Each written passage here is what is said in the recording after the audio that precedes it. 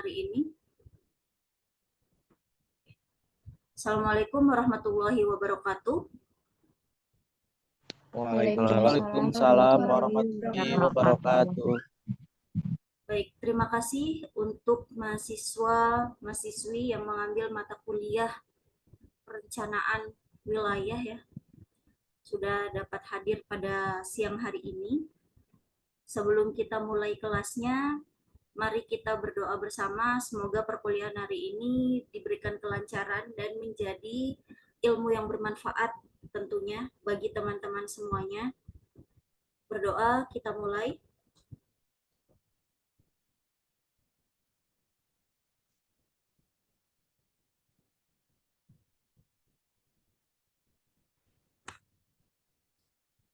Selesai. Baik.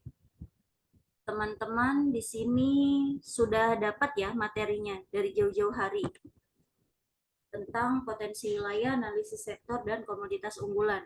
Ada di pertemuan 10 ya.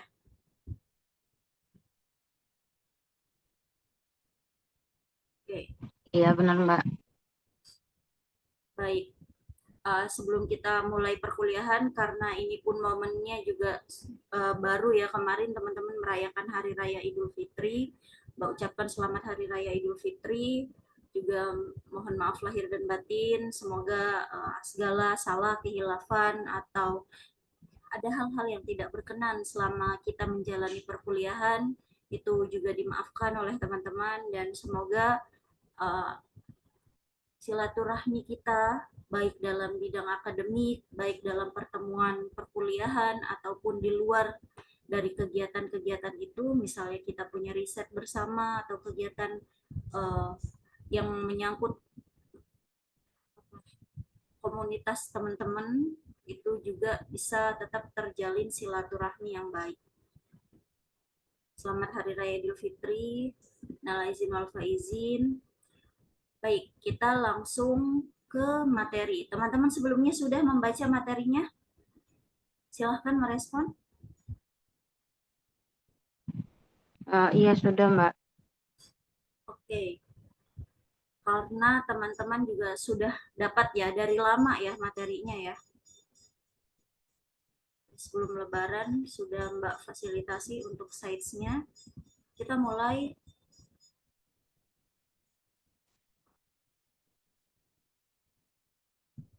Oke.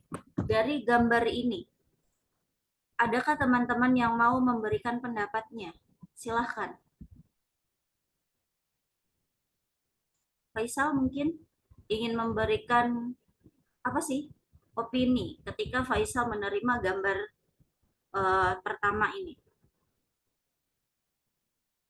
Iya Mbak, kalau semisal dari lihatan dari gambar gitu ya Mbak, ada sawah-sawah yang luas, gunung-gunung yang emang masih asri gitu Mbak. Jadi mungkin di sana bisa terdapat potensi-potensi untuk mengembangkan wilayah gitu Mbak. Baik. Dari gambar yang disajikan ada potensi yang dapat dikembangkan untuk wilayah tersebut. Muhammad Reza, boleh memberikan pendapatnya dari gambar yang disajikan. Punya perspektif lain apa yang sekiranya ingin di-share pada teman-teman di kelas pada siang hari ini?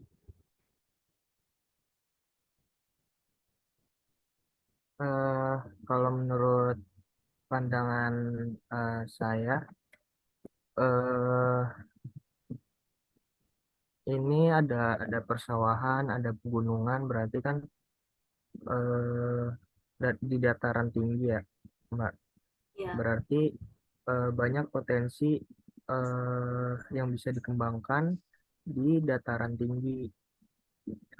Banyak komoditas-komoditas yang bisa dikembangkan di dataran tinggi.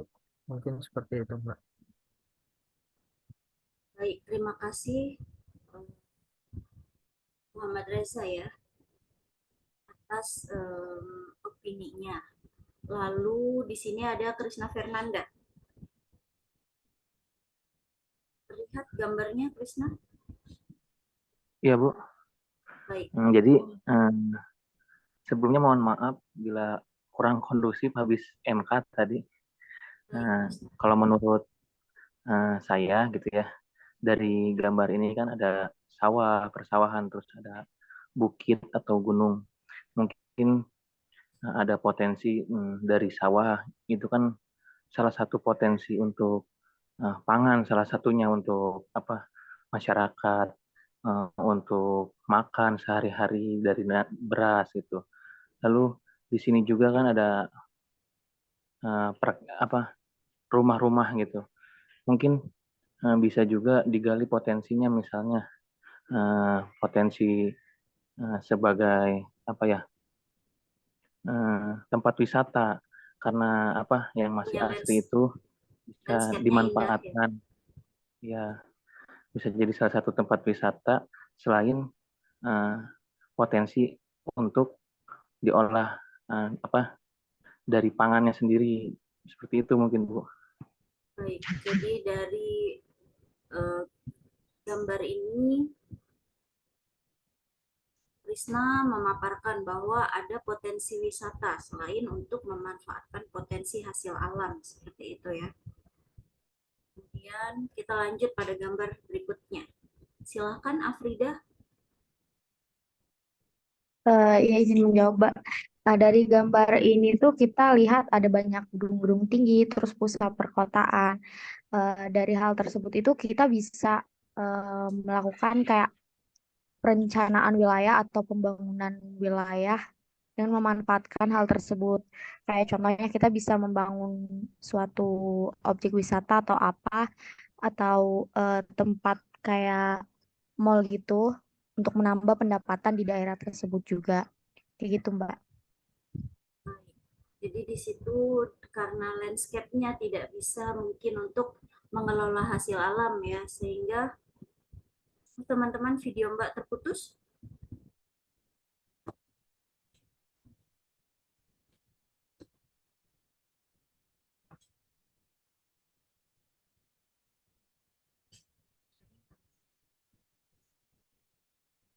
Ya, terputus tadi ya. Iya, Mbak. Ya, jaringannya memang beberapa hari ini sedang agak sulit ya. Baik, tadi dari Afrida sendiri mengatakan bahwa di situ lebih banyak sektor yang bergerak. Kemudian juga dari tatanannya sendiri ya, itu sangat berbeda fasilitasnya tentu dengan apa yang disajikan atau ditampilkan pada gambar pertama. Baik, kalau misalkan kita melihat dari sini teman-teman, dari gambar yang pertama dan dari gambar yang kedua, banyak sebenarnya karakteristik yang bisa kita tarik sebagai pembeda dari keduanya ya. Baik itu mungkin dari kultur masyarakatnya, tentu akan sangat berbeda. Kultur masyarakat yang ada di desa atau kultur masyarakat yang ada di kota. Kemudian nanti peluang-peluangnya pun akan berbeda. Karena wilayah mempunyai karakteristiknya masing-masing. Sehingga itu menjadi potensi, juga menjadi sumber daya yang pengelolaannya pun akan berbeda. Kalau mungkin di perkotaan, itu banyak sekali profesi atau banyak sekali bidang jasa yang bisa dilakukan. Tapi kalau di pedesaan mungkin terbatas bidang jasa atau profesi atau kemungkinan-kemungkinan yang bisa meningkatkan ekonomi, yang bisa dari segi pembangunan pun tentu beda. Seperti itu. Nah, kita mulai. Baik. Di kolom chat akan Mbak kirimkan ini alamatnya.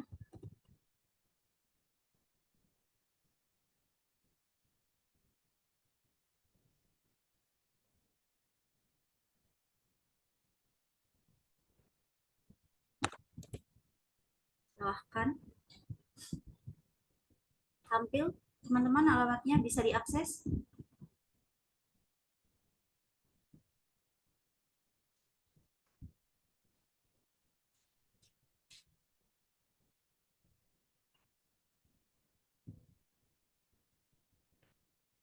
Sudah, teman-teman sudah bisa bergabung.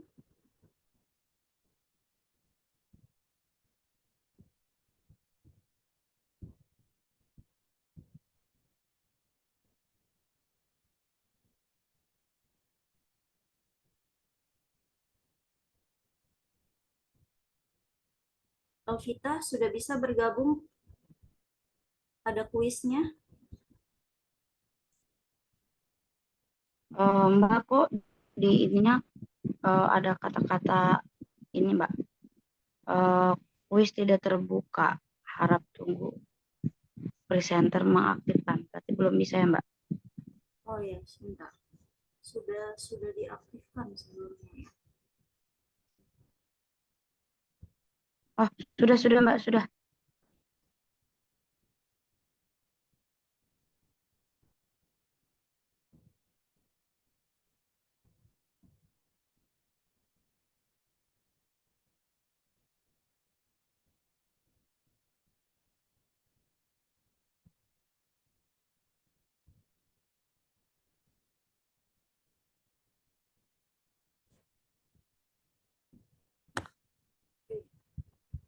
Saja yang harus dipersiapkan dalam rencana pengembangan wilayah desaan, potensi wilayah, luas wilayah.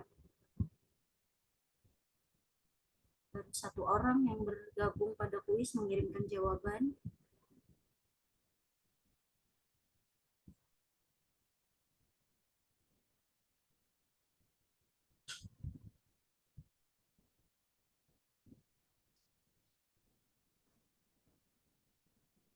Silahkan yang lainnya.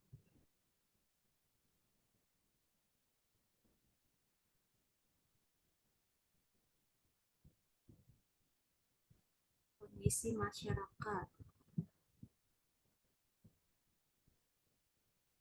Ada menganalisis kebutuhan, kemudian potensi wilayah kemudian juga dari kondisi masyarakatnya.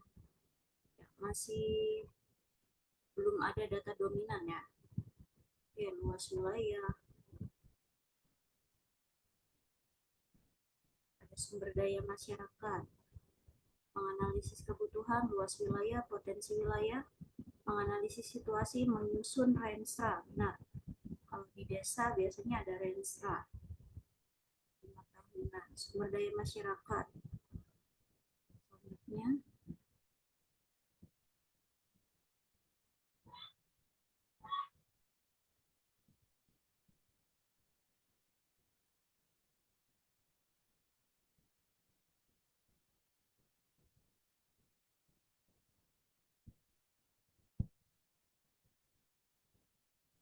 kultur di daerah tersebut, kondisi masyarakatnya, analisis sektor, menganalisis situasi, pelaksanaan rencana jangka RPJM desa, rencana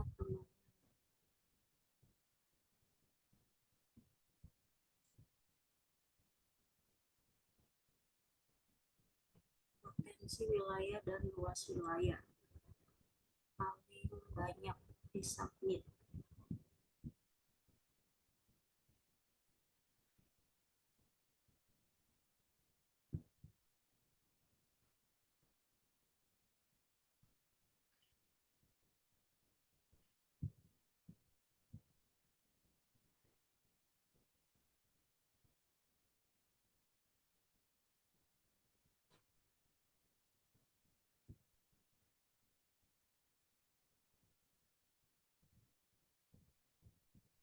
Oke, baru 9 orang yang mengirim respon.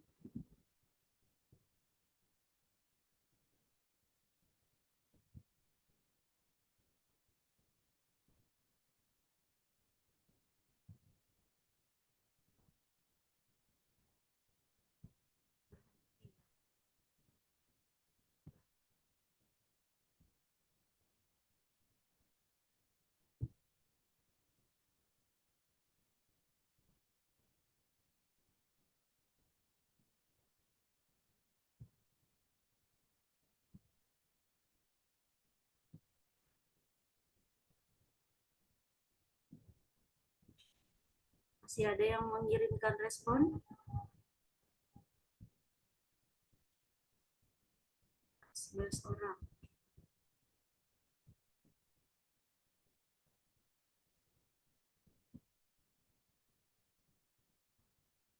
Oke. Dari sini siapa yang menjawab luas wilayah? Mengapa luas wilayah harus menjadi hal yang dipersiapkan dalam rencana pengembangan wilayah pedesaan? Ada yang menjawab atau menuliskan luas wilayah? Ini dua terbanyak ya yang menggunakan kata atau frasa luas wilayah. Silakan, siapa yang menjawab luas wilayah bisa menjelaskan?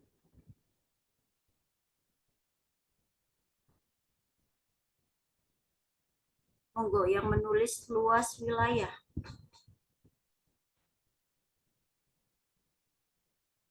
Esti tadi menjawab apa saja? Iya Mbak, izin menjawab. Tadi saya menjawabnya itu yang pertama maaf sebentar. Implementasi. Iya. Inventarisasi. Yang pertama itu inventarisasi. Gunanya itu kan kenapa harus disusun disiapkan kan untuk mengetahui anggaran dan serta apa sih yang diperlukan nantinya. Terus ada implementasi, bagaimana cara kita mengimplementasikan perencanaan. Terus yang terakhir ada dampak dan solusi bagi perencanaan yang telah direncanakan. Baik. Ya, beberapa yang telah disebutkan oleh Asti memang benar, harus ada dalam sebuah aspek perencanaan pengembangan wilayah. Ya. Kemudian di sini ada Fikri Aji Saputra. Iya, Mbak. Baik, menuliskan kalimat apa saja tadi Fikri? Tadi yang saya tulis itu yang pertama yang pasti melihat potensi dari wilayah desa tersebut. Yang kedua menganalisis sektor, dan yang ketiga itu melihat kondisi SDA di wilayah desa itu, Mbak. Baik, jadi ketika kita melakukan kegiatan perencanaan pengembangan wilayah, salah satu hal yang penting itu melihat bagaimana SDA-nya, lalu SDM-nya. Irwansyah mungkin mau menambahkan apa yang tadi Irwansyah tuliskan untuk persiapan rencana pengembangan wilayah. Izin menjawab, Mbak. Untuk yang tadi saya tuliskan itu mengenai persiapan mengenai data ekonomi di daerah tersebut, lalu data pendidikannya, lalu yang terakhir adalah potensi yang ada di daerah tersebut. Ya, kemudian selanjutnya siapa yang ingin menjelaskan apa yang tadi dituliskan dalam survei di Mentimeter ini? Monggo, yang lain ada yang mau? Saya, Mbak. Baik. Iya, jadi tadi saya jawabnya ini, Mbak, yang RPJM desa. Nah, jadi setiap desa itu kan pasti ada namanya periode. Nah, RPJM itu kan jangka menengah, Mbak. Jadi per 5 tahun itu ada target-targetnya. Jadi misal tahun pertama, tahun kedua, tahun ketiga, tahun keempat, dan kelima. Jadi setiap desa itu ada target-targetnya itu untuk membangun desa ini mau diapakan atau apa yang mau dilakukan ke depannya. Jadi biar lebih terarah gitu sih, Mbak, menurut saya. Jadi dalam pembangunan. Benar, Michael. Kalau misalkan teman-teman ke desa dan teman-teman melakukan diskusi dengan perangkat desa dan kita pengen tahu sebenarnya apa nih program kerja atau program yang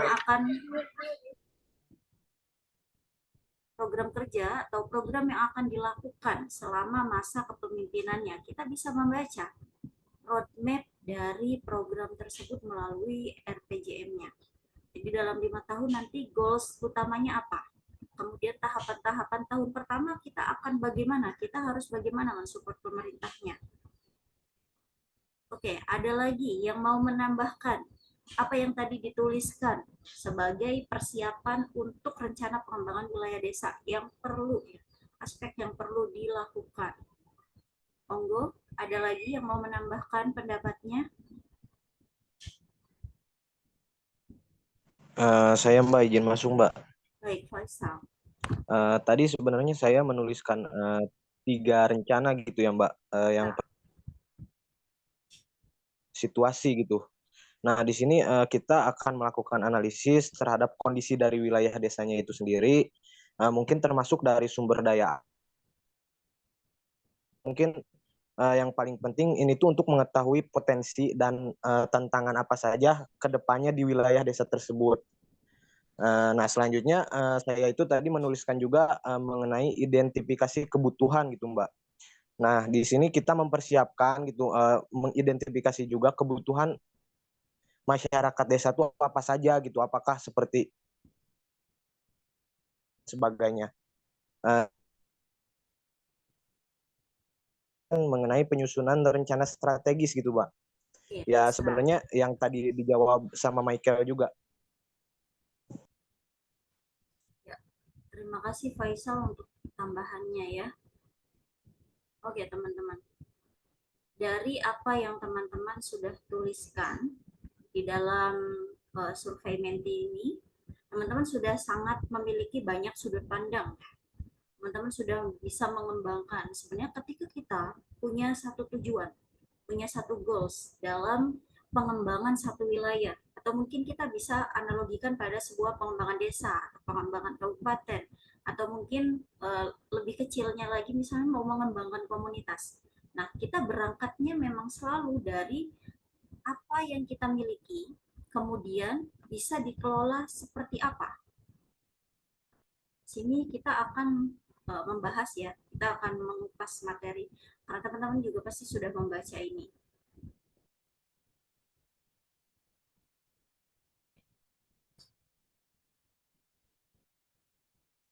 Jadi, nah, pertimbangan dalam pengembangan wilayah sendiri itu adalah salah satunya keberagaman fiskal yang ada. Misalnya kalau kita mau mengembangkan misalnya Indonesia atau Jawa Barat seperti itu, kita akan melihat bagaimana sih kondisi fisik dari wilayahnya.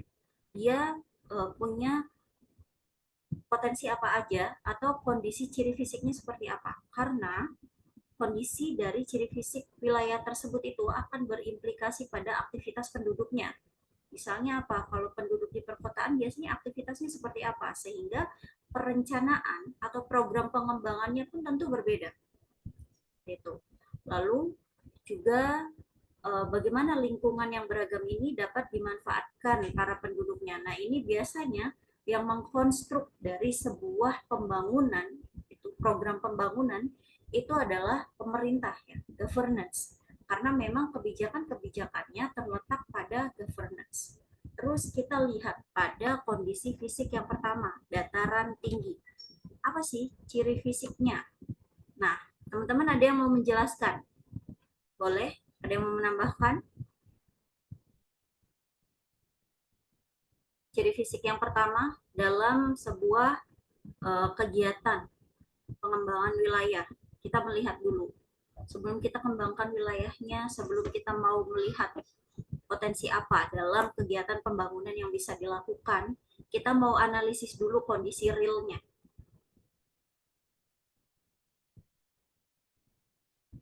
Oke, ada yang mau menjelaskan slide pertama? Silahkan. Izin menjawab, Mbak. Boleh, Vita. Mungkin buat yang apa ya, yang harus dipertimbangkan pertama kalinya itu mungkin dari lokasi tempatnya nih, apakah tempat ini tuh berada di luas lahan yang datar atau gimana? Karena kalau misalkan dari bentuk lahannya aja udah ibaratnya terlihat di mata aja udah nggak bagus gitu, otomatis kan yang melakukan perencanaan wilayah pun akan berpikir 2 kali. Mungkin gitu sih Mbak kalau dari Alvin. Baik. Bagus ya Elvita pendapatnya. Jadi kalau mau melakukan kegiatan tentu melihat dulu kondisi kesiapan lingkungan atau kondisi alamnya seperti apa. Nah, kita mau mengenali ciri fisik atau kita mau mengenali karakter dari dataran tinggi. Dataran tinggi adalah daerah atau wilayah yang memiliki ketinggian yaitu 700 sampai 800 meter di atas permukaan laut. Nah, ciri utama dari wilayah ini tuh biasanya beriklim relatif sejuk ya, dan aktivitas masyarakat di daerah atau di kawasan dataran tinggi itu umumnya dominan di bidang pertanian. Nah, mungkin teman-teman juga punya banyak lah pengalaman atau banyak menyaksikan sendiri ya. Terus komoditasnya apa aja? Komoditasnya banyak, ada sayuran, ada mungkin pohon jangka panjang, kemudian ada buah-buahan atau tanaman hias lainnya. Nah, kalau misalnya teman-teman berwisata gitu ke daerah pegunungan atau ke daerah dataran-dataran tinggi, teman-teman bisa melihat kondisi ciri fisik atau merasakan langsung dengan indera perasa teman-teman ya. Bisa melihat langsung, bisa mencium udara yang sejuk di sana, seperti itu. Nah, lalu kita akan mengulas tentang gimana daerah pegunungan. Nah, merupakan daerah yang memiliki ketinggian lebih dari 500 meter di atas permukaan laut. Terus, ciri fisiknya dicirikan dengan tampilan tanah yang lebih menonjol dibanding daerah lainnya. Kalau tadi dataran tingginya, kemudian sekarang ke pegunungannya, itu biasanya masyarakat yang tinggal itu apa? Di daerah-daerah yang tidak puncak sekali ya.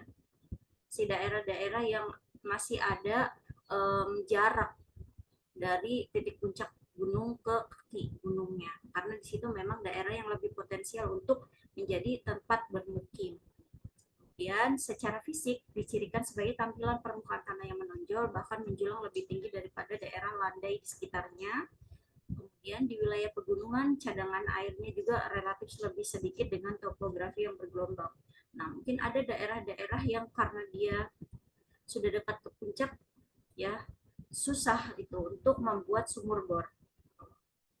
Jadi tanahnya ini cenderung dominan tanah-tanah yang dia berbatu tipikalnya. Lalu wilayah pegunungan umumnya dimanfaatkan sebagai area perhutanan, juga dimanfaatkan sebagai wilayah perkebunan. Misalnya banyak ya, ada kebun jati, kebun karet, kebun teh, seperti itu. Terus masyarakatnya kalau kita lihat gimana nih profesi yang mendominasi di wilayah-wilayah tersebut. Nah, itu berprofesi sebagai buruh kebun. Misalnya kita bisa lihat kalau kita lagi jalan-jalan mungkin ke daerah kebun teh, kita banyak lihat ibu-ibu sebagai buruh pemetik teh. Lalu juga ada bapak-bapak yang buruh sadap ya untuk karet seperti itu. Mungkin ada buruh petik coklat. Nah, teman-teman, ada yang mau memberikan opini atau mungkin mau menjelaskan dari hasil bacaan teman-teman tentang slide dataran rendah?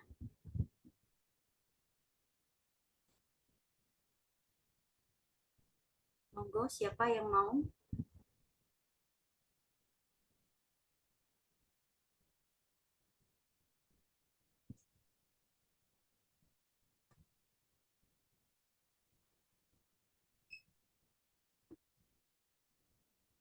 Ayo teman-teman.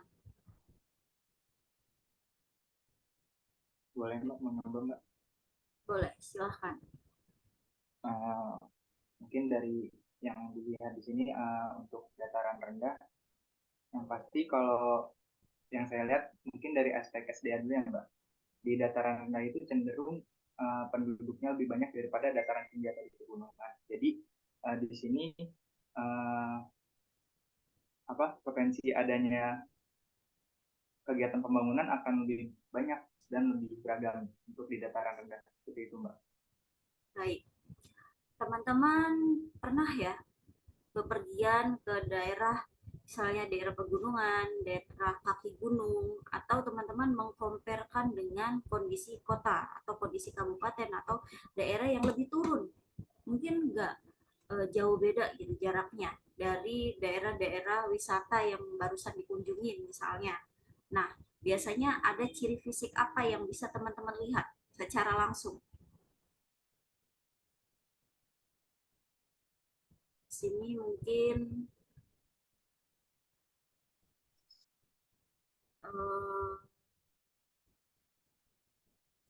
Afrida boleh menambahkan apa perbedaan yang bisa Afrida lihat secara langsung ketika Afrida mengunjungi daerah pegunungan dan kemudian turun pada daerah yang lebih landai?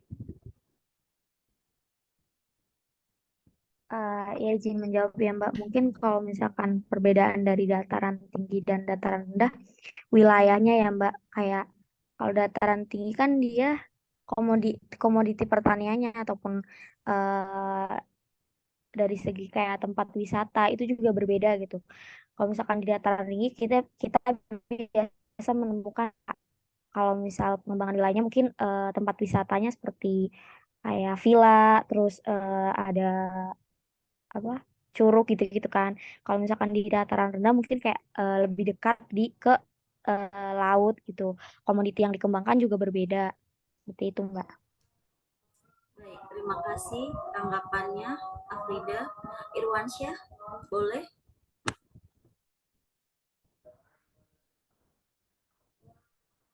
Izin masuk ya. Kalau dari saya untuk mengenai di bidang pertaniannya sendiri itu cukup berbeda yang bisa dikembangkan. Mungkin dilihat dari potensinya itu di wilayah dataran tinggi itu kebanyakan yang di budidayakan itu sayuran kayak gitu. Lalu untuk di dataran rendah itu kebanyakan padi-padian untuk yang saya lihat seperti itu, Bu.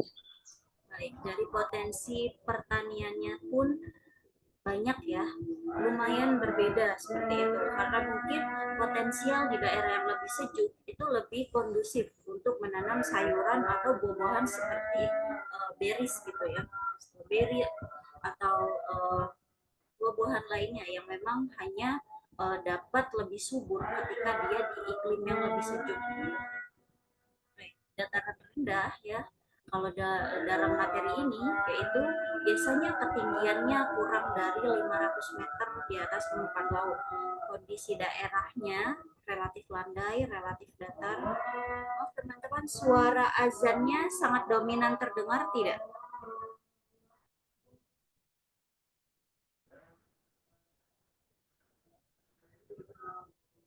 Suara azannya terdengar? Terdengar, Bu. Iya, tapi Lumayan terdengar, Mbak. oke, sudah lebih ini ya. Masjidnya sangat di depan. Oke, kita lanjut. Kemudian relatif datar dengan air yang lebih cukup. Jadi ternyata kalau ketersediaan air di daerah yang lebih landai ini atau lebih datar itu lebih cukup teman-teman untuk ketika dijadikan sentral dari pemukiman ya atau tempat-tempat penduduk sehingga lebih memungkinkan. Kemudian juga aktivitas penduduk di wilayah dataran rendah itu lebih beragam, mulai dari jenis pertanian, perikanan, kemudian juga pertambakan hingga industri perdagangan dan industri, kemudian perdagangan dan jasa-jasa. Ya, kita tahu ya kalau misalnya daerah-daerah industri itu mengambil di daerah mana teman-teman? Faisal boleh menambahkan? Iya, Mbak. Mungkin di daerah dataran rendah seperti Karawang, Mbak. Karawang, Purwakarta, Bekasi seperti itu ya.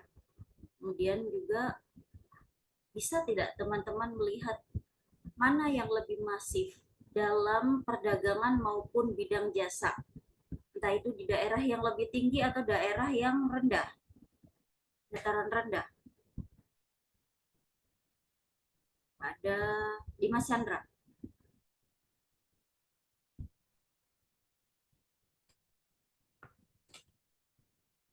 Dimas Chandra boleh opininya?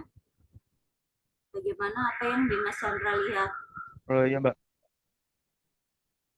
Dari sektor perdagangan dan jasa. Baik lagi. Oke. Mana Dimas Chandra yang lebih masif kegiatannya dari sektor Jadi kalau yang lebih masif itu jadi lebih ke dataran rendah ya, Bang. Karena akses atau mobilitasnya itu lebih lebih enak lah gitu, lebih bagus itu dibanding dataran tinggi yang aksesnya juga kurang bagus dan masih terbilang belum aman lah karena dataran tinggi gitu. Mungkin segitu Mbak dari saya.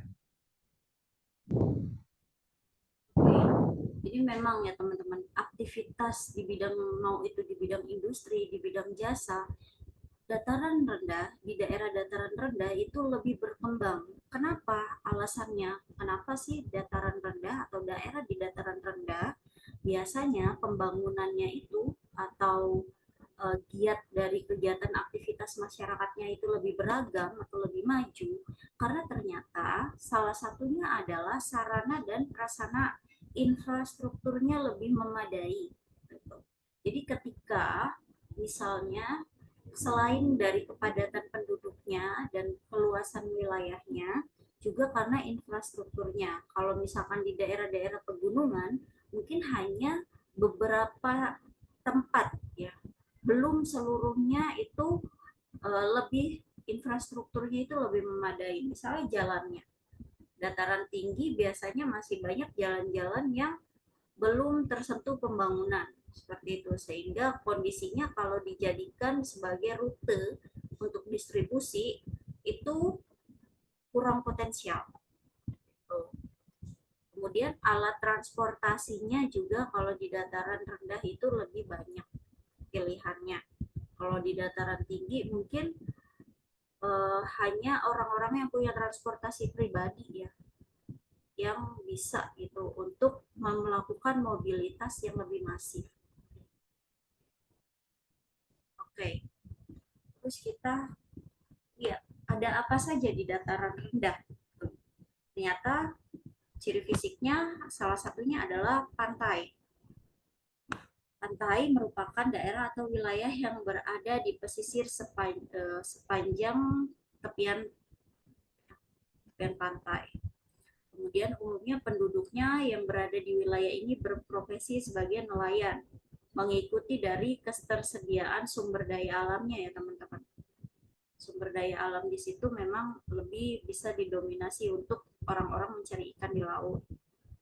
Lalu tapi ternyata tidak semua pantai itu bahwa menjadikan atau masyarakat di sekitarnya itu menjadikan profesi utamanya sebagai nelayan, karena ada kondisi pantai yang ideal dan tidak ideal.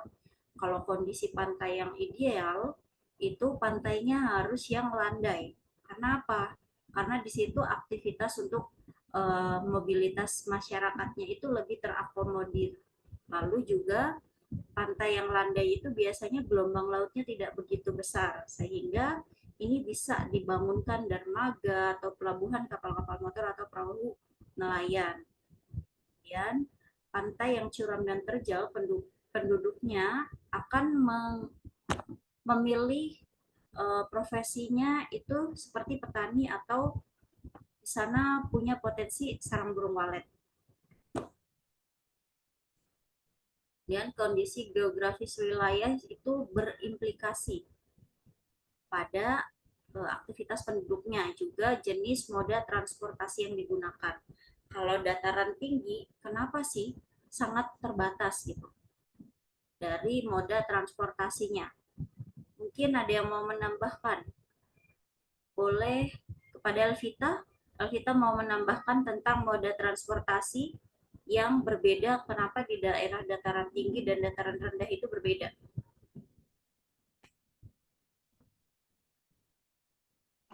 Izin jawab Mbak, kenapa kondisi geografis ini tuh berbeda gitu? Karena udah pasti berbeda dari, mungkin yang bisa disorotin itu dari yang paling mudah ya Mbak, dari cuaca aja itu udah berbeda gitu. Pasti banyak orang yang lebih memilih di dataran tinggi, mungkin karena lebih sejuk dan segala macam. Cuman kurangnya di dataran tinggi ini tuh apabila ibaratnya ada curah hujan yang cukup tinggi atau kondisi-kondisi alam lainnya, memungkinkan bencana resiko terkena bencana alamnya lebih tinggi dari yang di dataran rendah. Paling gitu sih Mbak. Baik, terima kasih Alvita. Kemudian Reza Setiawan, boleh mau menambahkan Reza?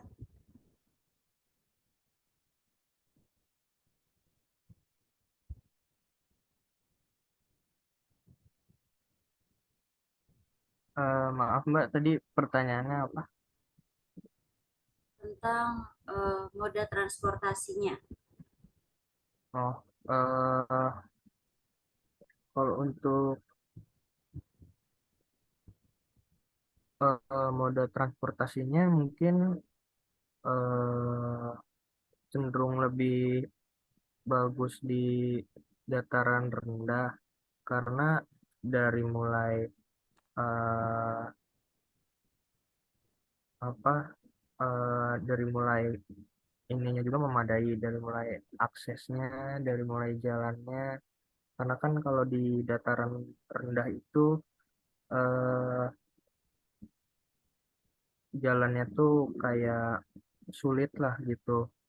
Eh, dan juga kurang kurang aman kalau misalkan di dataran tinggi. Kalau di dataran rendah mungkin eh, jalannya lebih landai, lebih aman, dan juga itu mengapa mungkin salah satu alasan banyak eh, industri atau gedung-gedung yang dibangun di daerah dataran rendah, mungkin karena dari akses mobilitasnya juga bisa bisa mudah gitu, Bu. Oke, teman-teman ada lagi yang mau memberikan pendapatnya? Izin memberikan pendapat, Bu. Baik, Ronsa. Mengenai moda transportasi, mungkin dikarenakan karena kondisi infrastruktur yang mungkin membahayakan, jadi di daerah pegunungan itu jarang transportasi yang lalu lalang, sehingga harganya itu lumayan mahal seperti itu, Bu. Untuk mode transportasi berbeda dengan yang di dataran rendah. Yang di dataran rendah itu transportasi mungkin hampir tiap menit atau beberapa menit sekalipun ada. Jadi untuk yang memakai transportasi baik darat maupun kalau kereta juga banyak, dan harganya murah karena banyak yang penumpang juga. Sedangkan di dataran tinggi itu jarang seperti itu, Bu, karena berbahaya juga seperti itu. Kalau untuk transportasinya sendiri ya teman-teman, kenapa sih dataran rendah itu biasanya lebih memiliki banyak tools transportasinya ya? Karena salah satunya juga dari kondisi fisiknya. Jadi kalau di dataran rendah, biasanya jalan-jalan itu masih terhubung satu dengan yang lainnya. Masih banyak jalan potong, jalan terusan, atau masih banyak infrastruktur yang bisa menghubungkan satu wilayah atau satu daerah dengan berbagai skema. Dari satu tempat ke tempat lainnya, skema rutenya itu sangat beragam, banyak seperti itu. Kemudian kalau di dataran tinggi sendiri, masih banyak akses-akses yang cenderung tunggal. Jadi untuk perjalanannya, untuk menjangkau dataran tinggi, biasanya rute-rutenya itu adalah jalan-jalan tertentu yang memang hanya sedikit. Seperti itu skemanya. Lalu kita langsung pada dengan bedanya ya tadi dataran tinggi dengan dataran rendah, karena salah satunya kondisi tadi ya, dan kondisi alamnya juga cenderung tidak stabil ya teman-teman. Kalau di dataran tinggi, resiko untuk menghadapi tantangan alamnya itu jauh lebih masif. Kalau di dataran rendah sendiri apa resiko tantangan alamnya ketika kita mau mengembangkan satu wilayah, kita juga harus tahu risiko dari wilayah tersebut itu apa saja, tantangan alamnya itu apa saja. Kalau misalnya melakukan pembangunan yang sangat masif pada daerah tinggi, sedangkan daerah tinggi itu dicanangkan untuk apa? Dia sebagai perawat alam. Misalnya apa? Supaya daerah tinggi itu tidak potensial longsor, maka dia harus dipetakan atau dilakukan perencanaan mana daerah-daerah yang harus menjadi daerah hutan karena harus menjaga kontur tanahnya, mana yang memang boleh menjadi daerah permukiman dan bukan sebagai rute longsor seperti itu. Nah, dataran rendah sebenarnya juga memiliki sifat yang sama. Ada daerah-daerah di dataran rendah yang sebenarnya tidak boleh dilakukan pembangunan. Kenapa? Karena dia daerah resapan. Kalau misalnya daerah tersebut dijadikan daerah permukiman, otomatis daerah resapan tersebut akan menampung air pada saat musim curah hujannya tinggi. Nah, ketika curah hujan itu tinggi, otomatis daerah resapan adalah daerah yang memang harus menampung air. Maka banjir itu terjadi bukan karena misalnya ya, kita suka mengkaitkan banjir itu dengan sampah misalnya, atau banjir itu dengan ini nih jalan airnya dangkal. Nah, ternyata kita lupa melihat bagaimana sejarah daerahnya. Jangan-jangan daerah perumahannya memang daerah resapan. Sehingga wajar kalau misalnya daerah tersebut menjadi daerah banjir. Karena air yang dari atas atau daerah sekitar akan turun pada daerah resapan karena sebenarnya sifatnya daerah tersebut untuk meresap air gitu. Nah, ketika dibangun permukiman, ya ketika airnya datang pada daerah resapan ya terjadilah banjir seperti itu. Karena tidak melihat sebenarnya dia karakteristik daerahnya sebagai apa dalam wilayah tersebut. Nah, tadi kondisi geografis Indonesia terdiri dari berbagai pulau ya teman-teman yang dihubungkan oleh laut. Terus juga dia menjadi kendala tersendiri dalam pemenuhan moda transportasinya ya. Kemudian kondisi geografis Indonesia memiliki perbedaan dari moda transportasi. Nah, oke teman-teman,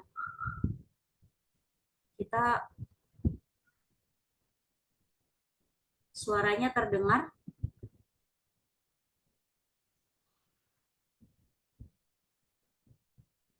Terdengar ya?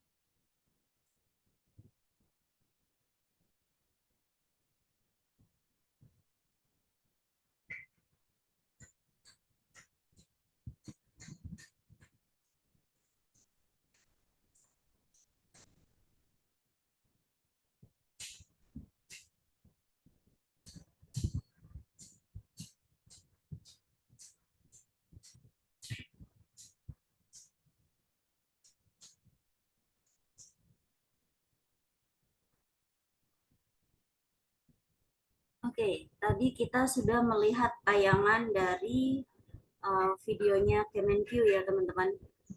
Dari tayangan tersebut, silahkan ada yang mau memberi apa sih informasi yang teman-teman dapatkan? Mungkin dari Faisal, boleh Faisal Tanjung. Informasi apa saja yang Faisal dapatkan dalam tayangan video tadi?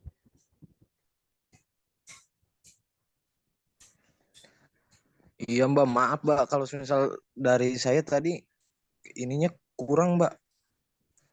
Agak ngelek-ngelek gitu sama suaranya kurang masuk Mbak. Gitu. Oke.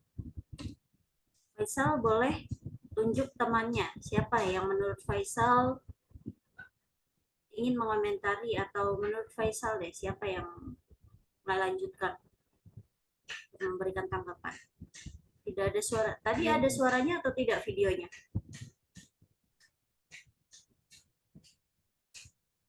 Kalau di saya tadi nggak ada suaranya Mbak. Tidak masuk ya? Sama Mbak, di saya juga nggak ada suaranya. Oh, sebentar.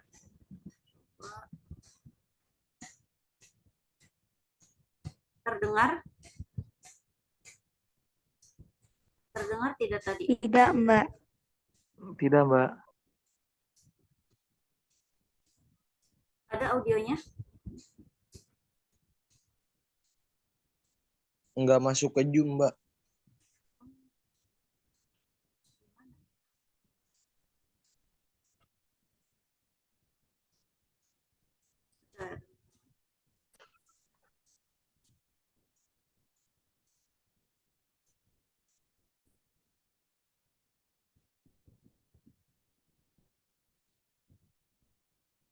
tahun 2023 mendatang agar ada peningkatan produktivitas untuk mencapai transformasi ekonomi menuju visi Indonesia Maju 2045. Nah, fokus ketiga ini terkait infrastruktur. Jadi infrastruktur ini ada dua. Satu adalah infrastruktur dalam rangka percepatan penyelesaian pembangunan infrastruktur yang prioritas nasional. Jadi supaya targetnya di 2024 tidak ada infrastruktur yang mangkrak. Nah, yang kedua infrastrukturnya adalah yang terkait dengan bagaimana pembangunan untuk mendorong pertumbuhan pusat-pusat ekonomi baru. Nah, di dalamnya itu termasuk pembangunan IKN. Pada 2023, Kementerian Pekerjaan Umum dan Perumahan Rakyat atau PUPR tidak akan menggarap proyek baru, namun fokus pada penyelesaian pekerjaan konstruksi yang sedang berjalan.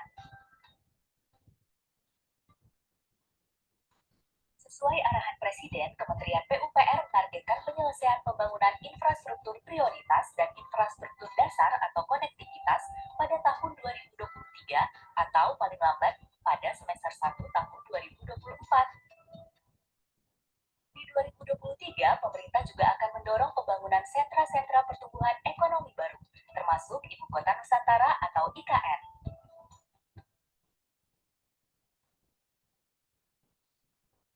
Dalam kurun 2020 hingga 2024, direncanakan akan berlangsung 40 kegiatan konstruksi di kawasan IKN dengan total anggaran sebesar Rp25,99 triliun.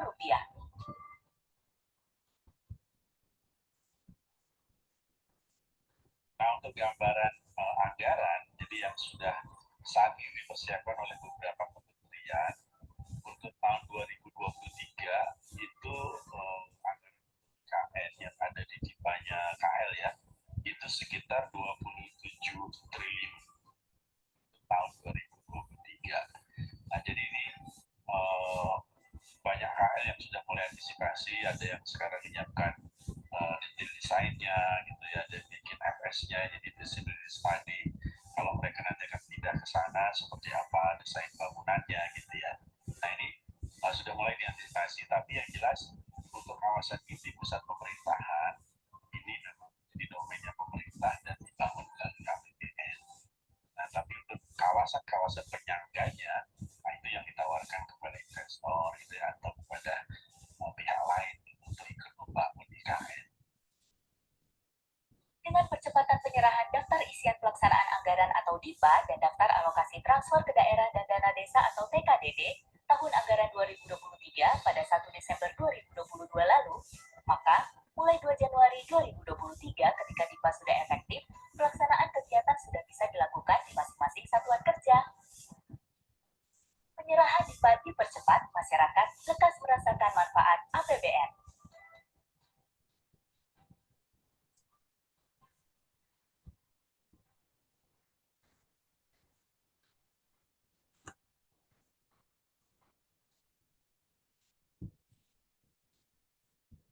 Baik, ada yang mau memberikan pendapatnya dari tayangan tadi? Terdengar kan suaranya?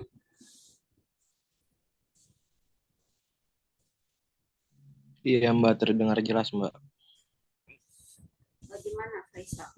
Dari tayangan tadi apa sih informasi atau apa sekiranya kritik yang bisa Faisal sampaikan? Oke, baik Mbak, ini masuk.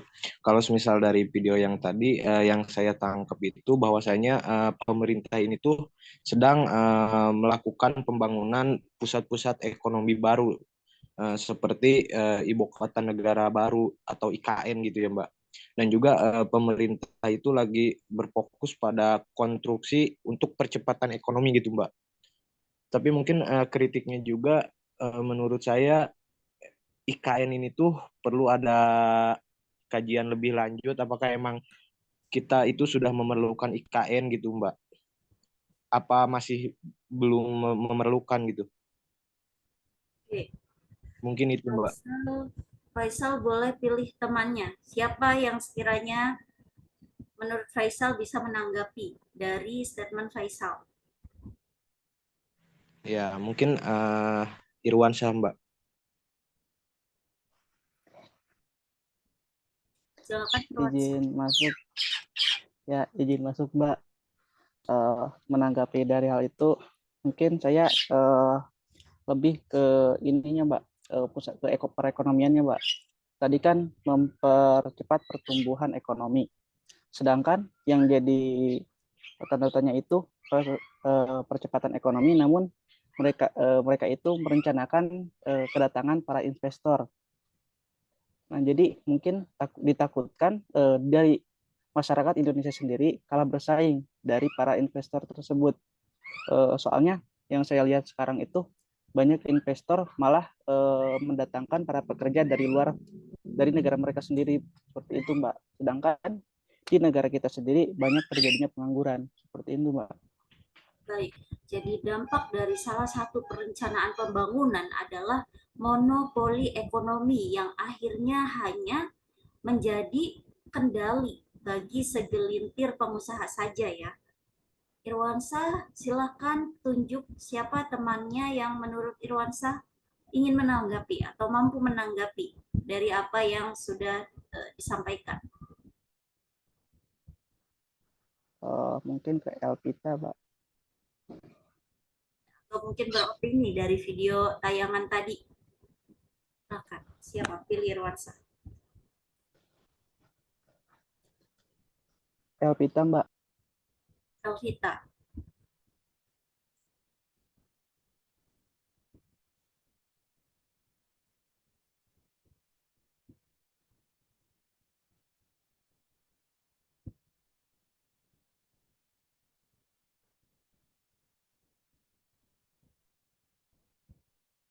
Iya Mbak, maaf. Boleh diulangi lagi Mbak? Soalnya di Elpita putus-putus Mbak. Oke. Tadi setelah menyaksikan tayangan videonya dan kemudian Irwansyah mengatakan bahwa sekarang dampak dari sebuah pembangunan atau dampak dari perencanaan pembangunan itu perencanaan untuk perluasan wilayah akhirnya membuat ekonomi ini hanya dimonopoli oleh investor-investor tertentu. Nah, Elvita sendiri, apa opini Elvita dari tayangan tadi dan kemudian dari statement yang telah diberikan oleh Irwansyah? Mungkin Elvita menanggapi statement dari Irwan, monopolinya ini sudah pasti terjadi ya, karena di perencanaan ini ada keuntungannya Mbak. Cuman dari sisi yang Elvita lihat, dari pembangunan ini tuh justru bisa menghasilkan apa ya, nilai ekonomi yang lain gitu Mbak. paling gitu sih. Jadi menurut Elvita, dampak pembangunan memang kan seperti itu, akan selalu ada pihak yang dapat mendominasi ya kegiatan atau sektor Ya benar, Mbak. Baik, kita lanjutkan. Kita mau membahas tentang bagaimana sih pembangunan dari moda transportasi yang ada di Pulau Jawa sendiri. Nah, kalau di sini itu bahwa hasil seperti yang kita lihat sendiri ya teman-teman, bahwa memang perkembangan moda transportasi di Jawa itu jauh lebih relatif lebih masif ya, lebih berkembang dibanding dengan daerah-daerah lainnya. Karena apa? Memang kita bisa lihat bandara di Jawa berapa terhitung lebih banyak mungkin jika dibandingkan dengan pulau-pulau lain ya, hanya ada di daerah atau kota-kota besar tertentu seperti itu. Kalau di Jawa sendiri sepertinya setiap kota besarnya pasti memiliki bandaranya sendiri ya. Dan kemudian juga alternatif moda transportasinya itu sudah lebih banyak, mulai dari angkutan darat ya, seperti yang didukung dengan memadainya jalan raya. Nah, jalan tol di Jawa sendiri kayaknya sudah benar-benar menghubungkan semua provinsi yang ada, bahkan sampai menyeberang ya, ke Madura seperti itu. Dan juga lintas jalan tol serta kereta api. Nah, kita juga tahu bahwa pengguna kereta api tertinggi atau moda transportasi kereta api yang masif itu memang penggunaannya ya di Jawa. Jika kita bandingkan kepada daerah-daerah lainnya, mungkin daerah mana yang punya kereta api lagi gitu, kayak di Sumatera juga ada ya, di mana, Palembang. Nah, kemudian kalau di Sumatera sendiri bagaimana sih karakternya, kenapa moda transportasi di Sumatera ini tidak semasif di Jawa? Kita juga bisa melihat dari kondisi geografis dari Pulau Sumatera sendiri ya, di mana pada wilayah bagian timur umumnya berawa. Jadi kalau teman-teman ke Sumatera misalnya atau ke daerah-daerah di sana lebih banyaknya apa? Komoditasnya sawit gitu ya. Karena mungkin lebih cocok dengan daerahnya. Sini ada yang dari Sumatera? Mungkin boleh membagikan pengalamannya. Ada yang dari Sumatera? Elpita, Mbak. Siapa?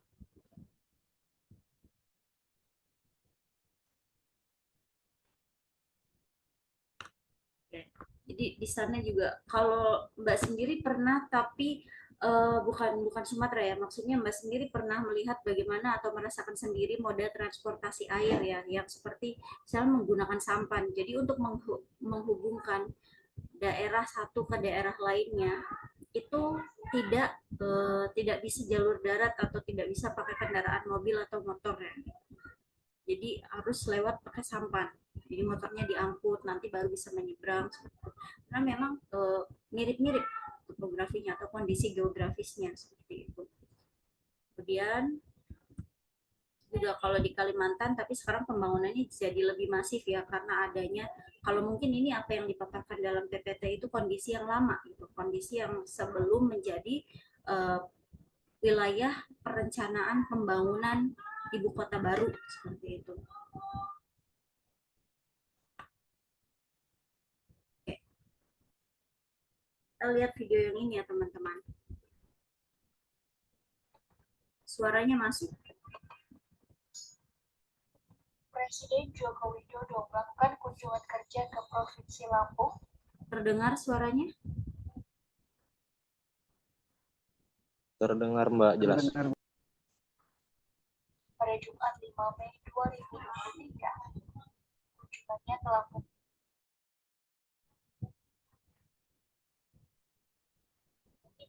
Salah satunya bertujuan untuk mengecek langsung kondisi jalan yang rusak di daerah tersebut. Jokowi tak mau menggunakan jalur jalan yang sudah disiapkan oleh Pemprov Lampung. Dia justru memilih untuk melewati jalan lain yang rusak, salah satunya yakni Jalan Perusak Priajudu, Lampung Selatan.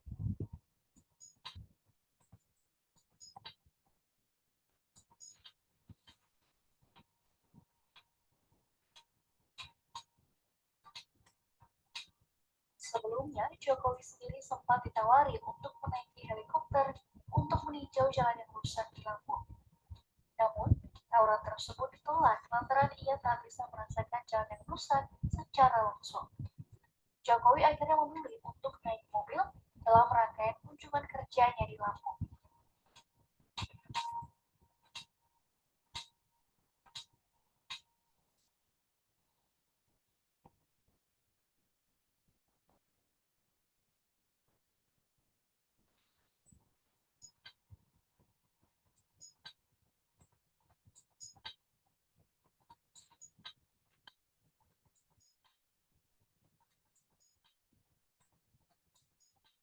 Dengan menggunakan kendaraan dinasnya, Jokowi terlihat menginjak jalan beraspal yang mengalami kerusakan parah.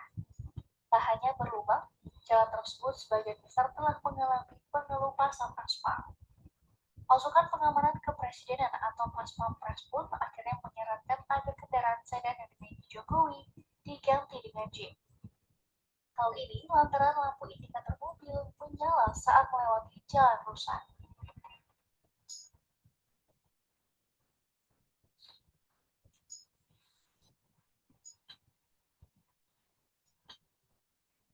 Usai mengecek langsung kondisi jalan rusak, Jokowi pun menyampaikan kesannya. Jokowi mengatakan bahwa jalan rusak yang ia lewati mulus dan enak untuk dinikmati. Bahkan, Jokowi menyebut Zulkifli Hasan yang berada satu mobil dengannya sempat tertidur.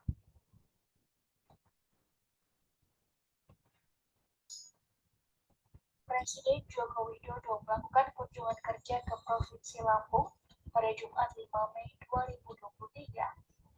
Kunjungannya ke Lampung ini salah satunya bertujuan untuk mengecek langsung kondisi jalan yang rusak di daerah tersebut. Jokowi tak mau menggunakan jalur jalan yang sudah disiapkan oleh Pemprov Lampung. Ia justru memilih untuk melewati jalan lain yang rusak, salah satunya yakni Jalan Terusan Priajudu, Lampung Selatan.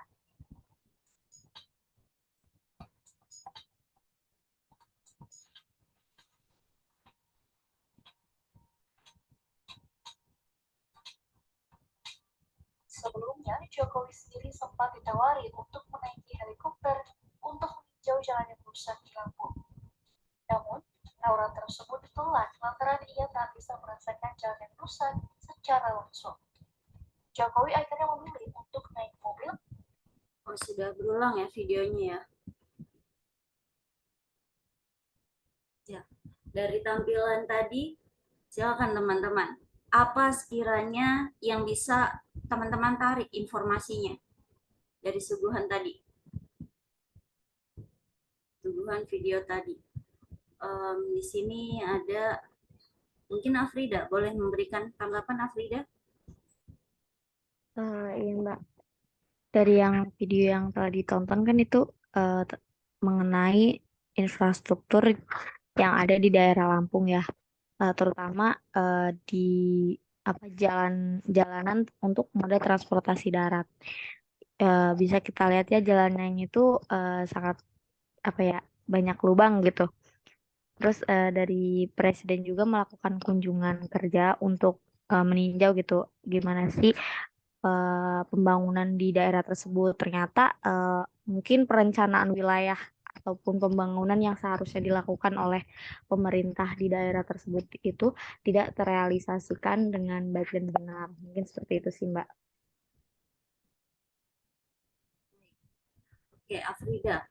Afrida ingin menunjuk siapa untuk memberikan juga komentarnya atau informasi yang bisa dibagikan pada teman-teman dari tayangan tadi tentang pendapat video tadi ya. Silakan Afrida. Mungkin Alfia Mbak, Alfia Julianti.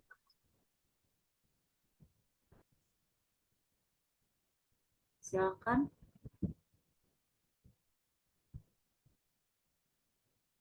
Alfia.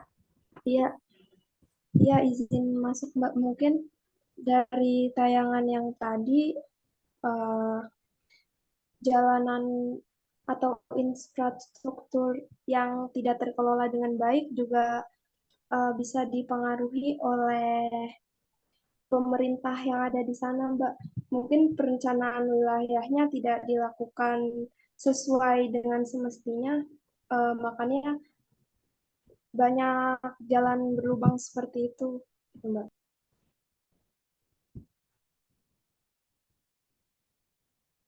Ya, jadi tadi Alfia mengatakan salah satunya penyebab dari kerusakan jalan ini memang perencanaannya. Karena seharusnya ada waktu berkala ya untuk baik itu dia jalan provinsi, jalan desa, atau jalan kabupaten, atau mungkin jalan nasional seperti itu ya. Karena memang jalan itu biasanya punya ini wilayah siapa, ini tanggung jawab siapa untuk melakukan perencanaan perbaikannya seperti itu. Nah, itu sudah ada teman-teman pagunya masing-masing. Lalu kita mulai pada pembangunan wilayah dan daya dukung lingkungan. Setelah tadi ya kita banyak membahas tentang karakteristik atau ciri fisik dari wilayah dan pembangunan sendiri. Terus kita akan membahas tentang daya dukung lingkungannya. Nah, di sini apa sih yang dimaksud dengan daya dukung lingkungannya? Seperti misalnya di sini dalam konteks manajemen pembangunan wilayah, khususnya pengembangan suatu wilayah yang eksis, terutama pada kota besar atau salah satu masalah krusial yang kerap muncul. Nah, berarti ini kita mau membahas tentang wilayah kota, misalnya. Nah, muncul adalah keterbatasan daya dukung lingkungannya. Berbagai bentuk persoalan lingkungan seperti pencemaran lingkungan akibat limbah industri, penumpukan sampah rumah tangga, terus terjangan banjir, misalnya ya, akibat penyempitan sungai atau saluran air yang tidak berfungsi dengan optimal, juga sanitasi lingkungan yang buruk, itu kemudian ada juga masalah polusi udara, semakin dan meluasnya pemukiman kumuh ya selam, itu menjadi semakin sekian banyaknya data tentang masalah lingkungan.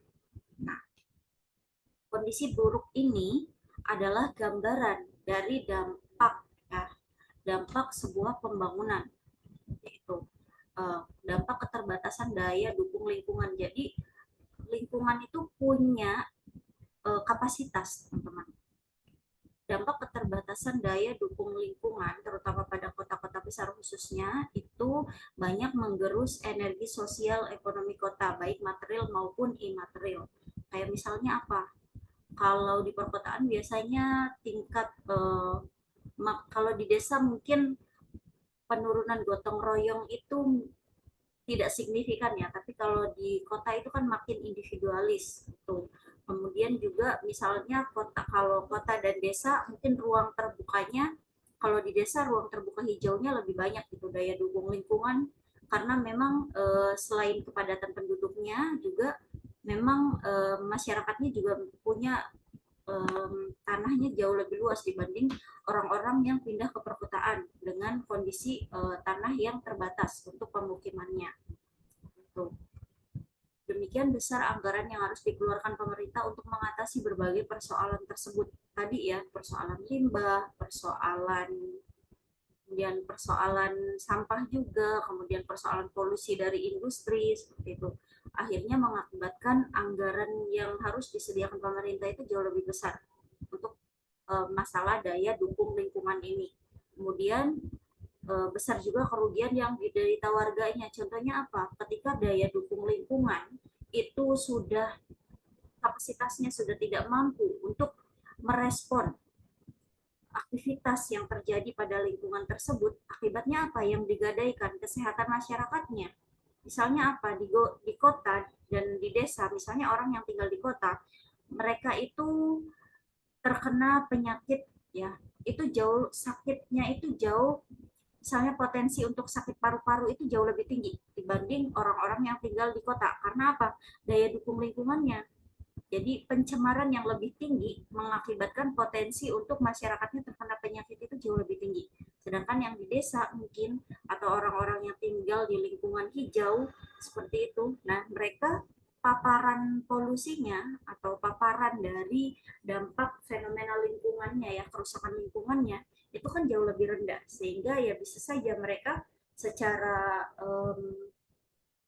hidup itu apa namanya secara kemungkinannya untuk bisa hidup sehat lebih panjang itu ya lebih potensial karena daya dukung lingkungannya memang mendukung untuk mereka bisa memiliki kesehatan yang lebih baik dibanding masyarakat yang di kota. Daya dukung lingkungan hidup secara umum berkaitan dengan lingkungan hidup yang mendukung kehidupan manusia. Contohnya apa?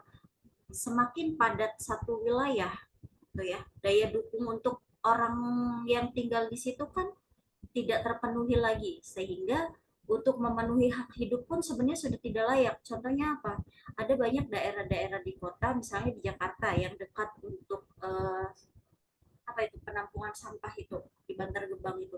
Sebenarnya dia sudah tidak layak untuk daya dukung lingkungannya sudah tidak layak menjadi tempat pemukiman, tapi masyarakat dengan kondisi atau latar belakang ya dengan berbagai alasan itu kan juga tidak bisa gitu untuk pindah tempat atau mencari tempat lain untuk bermukim karena memang ya kemampuan yang dimiliki adalah bermukim di tempat tersebut seperti itu. Nah, daya dukung kapasitas lingkungan hidup ini secara garis besar terdiri atas dua komponen, kapasitas penyediaan dan kapasitas tampung limbah. Tadi misalnya daerah A ternyata untuk menyediakan kebutuhan hidup manusianya itu masih sangat besar, masih sangat memungkinkan. Contohnya apa? Daerah-daerah dataran rendah penghasil misalnya sayuran atau penghasil padi seperti itu ya. Jadi untuk mendukung manusia beraktivitas, hidup dan dapat hak sehatnya itu lebih tersupport, terdukung. Sedangkan kalau misalnya kapasitas tampung daya dukungnya rendah ya tadi ya sebenarnya dia sudah tidak punya kapasitas untuk menampung limbah lebih kayak tadi daerah-daerah yang menjadi gunungan sampah tersebut. Nah, ini juga perlu perencanaan dan perlu alternatif pengkajian kembali. Bagaimana sih caranya untuk bisa merekonstruksi atau bagaimana caranya untuk bisa menegosiasikan kembali kalau misalkan hutan reboisasi ya dihijaukan kembali seperti itu.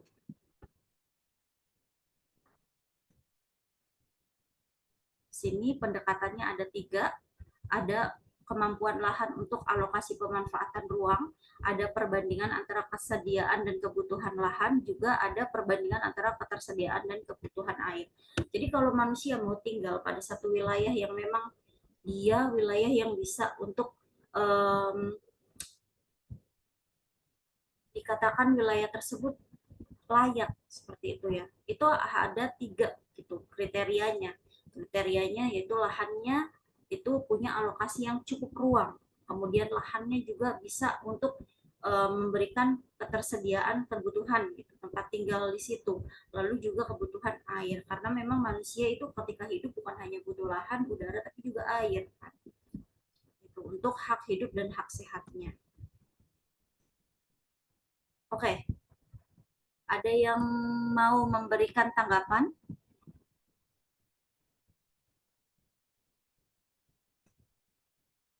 Kita nonton tayangan ini ya teman-teman. Libur akhir tahun menjadi momen spesial untuk berlibur bersama keluarga.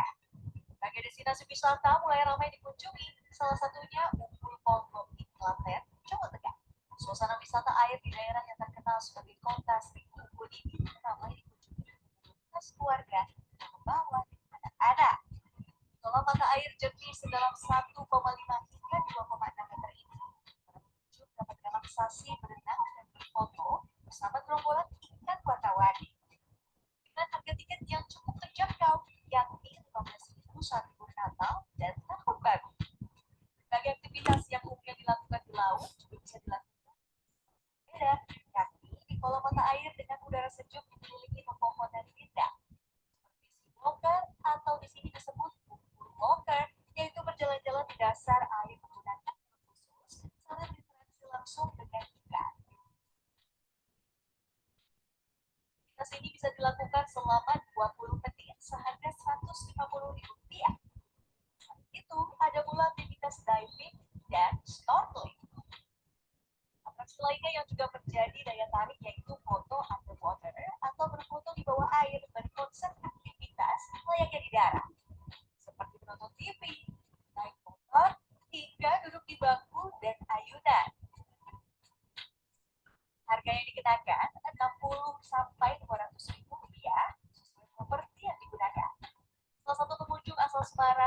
desa sengaja berlibur ke Ubud ini bersama keluarga. Kebetulan enak juga, banyak fasilitasnya. Saya tadi juga diarahin buat budaya, jadi ya enak sih di sini, fasilitasnya yang banyak. Lola Sri Mulyono mengatakan di hari biasa rata-rata total 700 pengunjung per hari. Namanya jumlah pengunjung di akhir tahun diprediksi meningkat lebih dari 100% dibandingkan hari biasa. Berbagai antisipasi pun dipersiapkan, baik dari pihak pengelola tempat wisata maupun dari aparat kepolisian setempat. Ada penambahan beberapa personal, terutama adalah dari sisi pengawasan kegiatan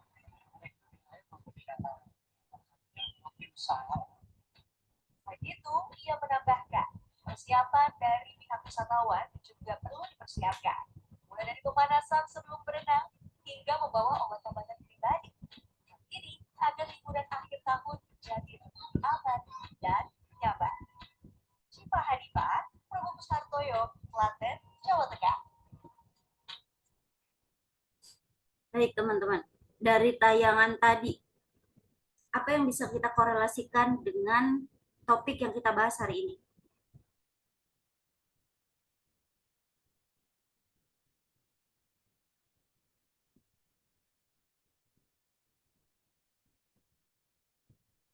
Alvita mungkin mau memberikan tanggapannya.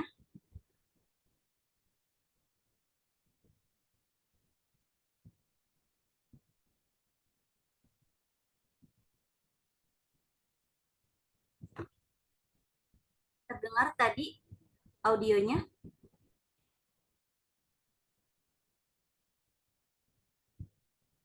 Terdengar Mbak, cuman bingung mau menanggapi apa karena tadi sempat potong-potong juga Mbak. Oke. Krisna mungkin boleh.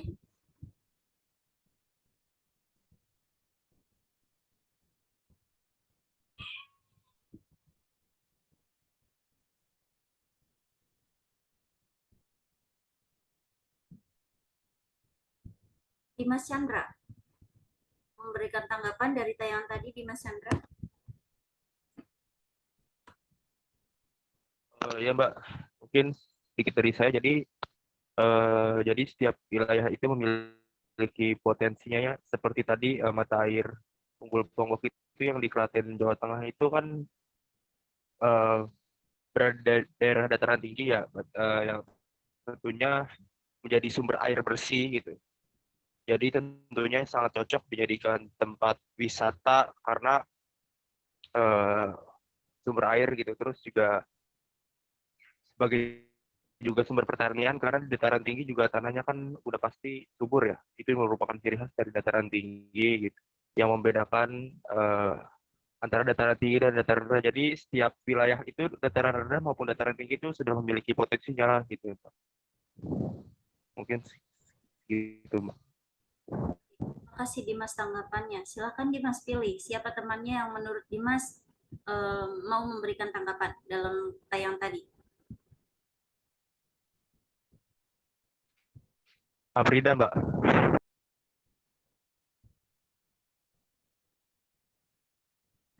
Ya ini menanggapi ya untuk video yang telah ditayangkan tadi.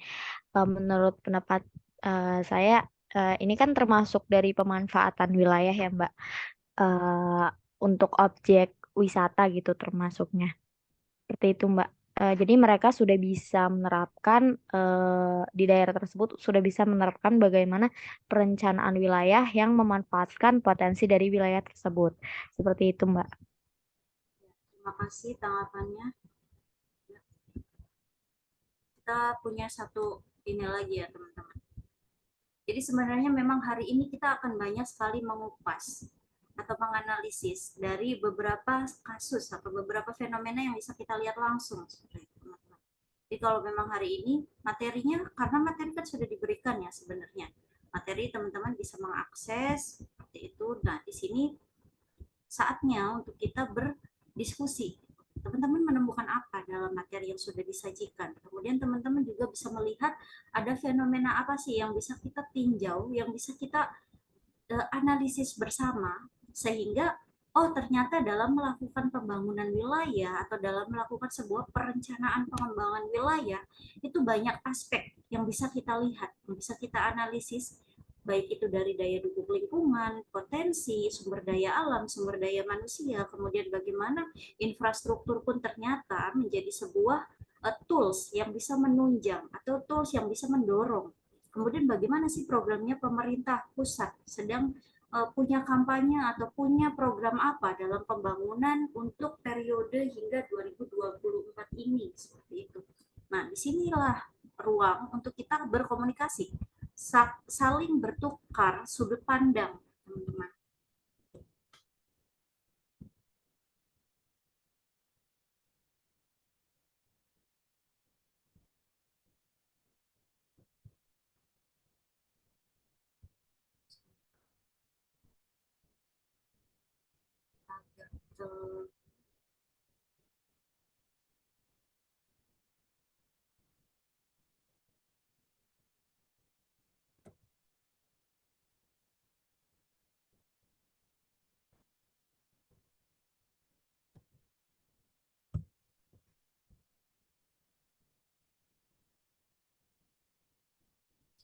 Benar sedang macet ya teman-teman.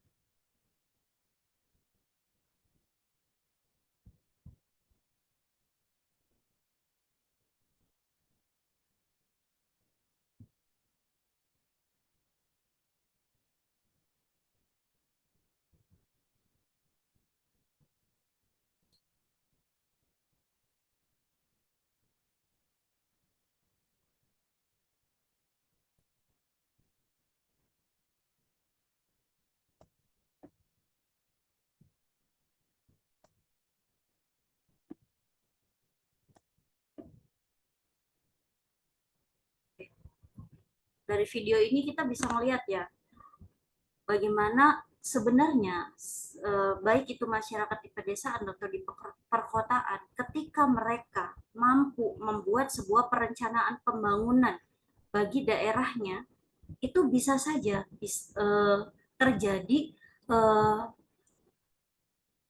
apa namanya, kesepahaman bersama. Misalnya kita punya rencana pembangunan untuk menjadikan daerah A sebagai daerah wisata.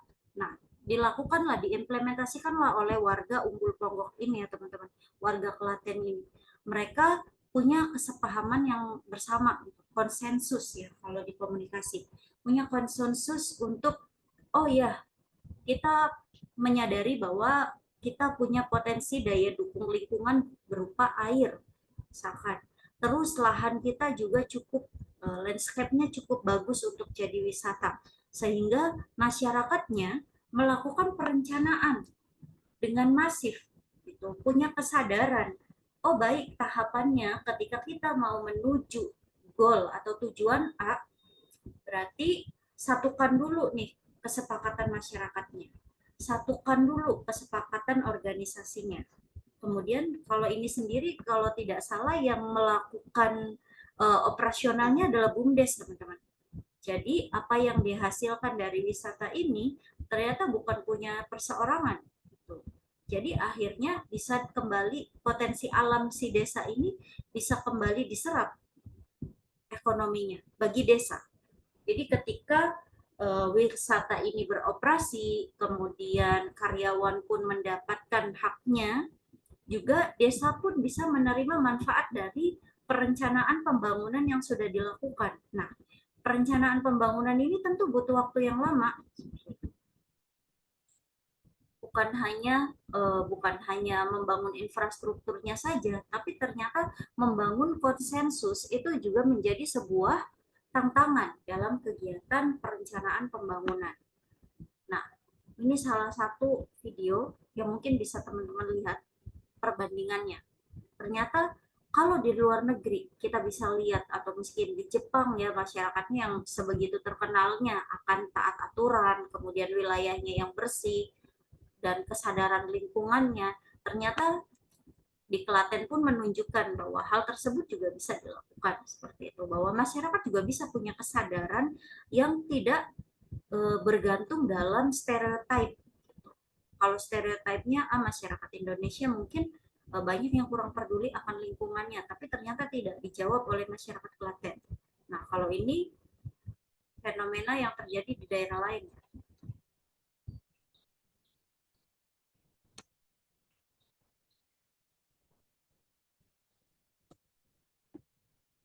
Johajima adalah satu di antara beberapa kota yang paling indah di dunia.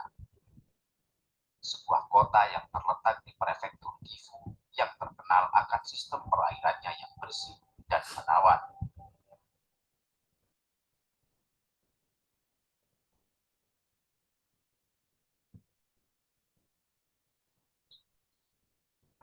Bejo menjalankan sistem perairan yang sama sejak abad ke-17. Walau mereka menggunakan air untuk mencuci beras, sayuran, dan baju, penduduk wajib mengikuti tata cara yang sudah ditentukan agar air tetap bersih dan murni.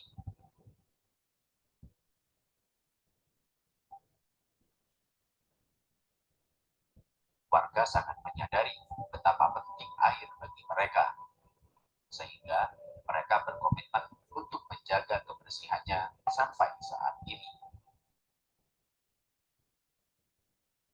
Itulah air minum yang mengalir di Bujo menjadi kebanggaan bagi penduduknya.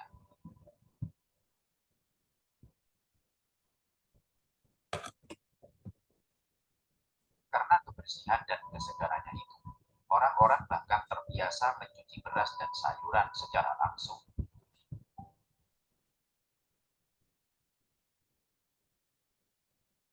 Air yang mengalir di kota ini berasal dari 3 sungai, yaitu Sungai Yoshida, Nagada, dan Kodara.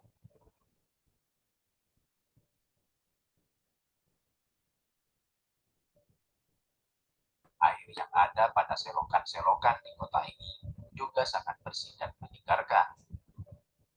Dan pada selokan-selokan ini pula, hiduplah ikan-ikan koi yang sangat memanjakan mata ketika dilihat.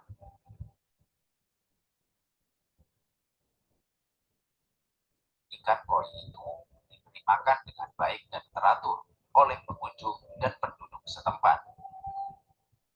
Ikan-ikan ini sering berkumpul di dekat orang-orang yang berdiri di sepanjang selokan, seolah-olah memohon untuk diberi makan.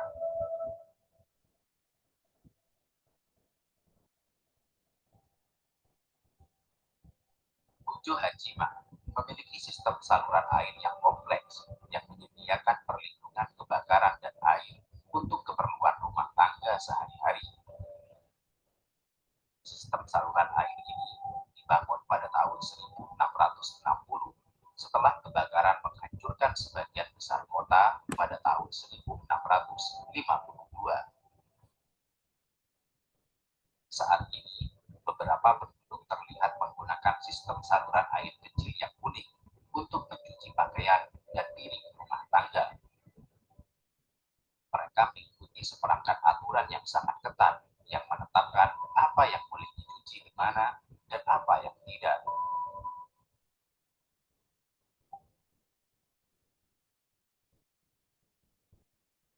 Aturan ini telah bertahan selama berabad-abad dan memastikan bahwa semua rumah tangga memiliki akses ke air bersih.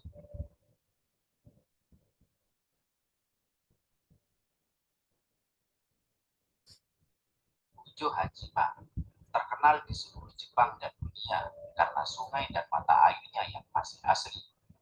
Untuk memelihara praktik ekologi tradisional yang menjaga air mengalir melalui kota tetap bersih selama berabad-abad. Sehingga siapapun yang mengunjungi tempat ini bisa menikmati air mineral murni yang mengalir dari setiap keran di kota.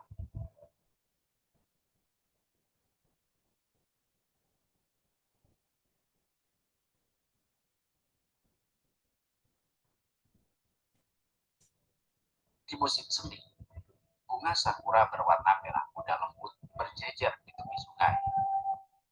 Selama bulan-bulan musim panas, penduduk lokal dan pengunjung dari seluruh Jepang sama-sama memancing ikan ayu yang besar.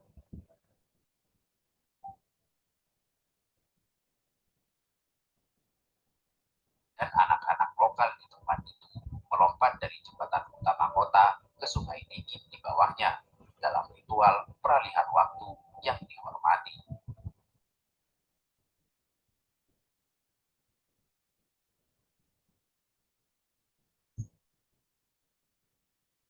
Ini tadi tayangan penutup ya teman-teman, bahwa sebenarnya memang untuk menuju pembangunan yang sudah aplikatif, sudah komprehensif, sudah sesuai gitu ya dengan kebutuhan dari capaian atau tujuan pembangunannya sendiri, itu butuh waktu yang sangat lama, seperti apa yang dijelaskan dalam video Puji Hajiman ini, bahwa masyarakatnya itu bahkan butuh waktu yang berabad-abad untuk bisa mencapai konsensus kesepahaman bersama bagaimana pengelolaan air seharusnya seperti itu. Oke, kita tutup kelasnya ya teman-teman. Terima kasih untuk kehadirannya. Kemudian sampai ketemu di pertemuan selanjutnya. Lancar untuk segala aktivitas teman-teman. Assalamualaikum warahmatullahi wabarakatuh. Waalaikumsalam warahmatullahi wabarakatuh. Terima kasih, Mbak. Terima kasih sudah hadir. Boleh meninggalkan room.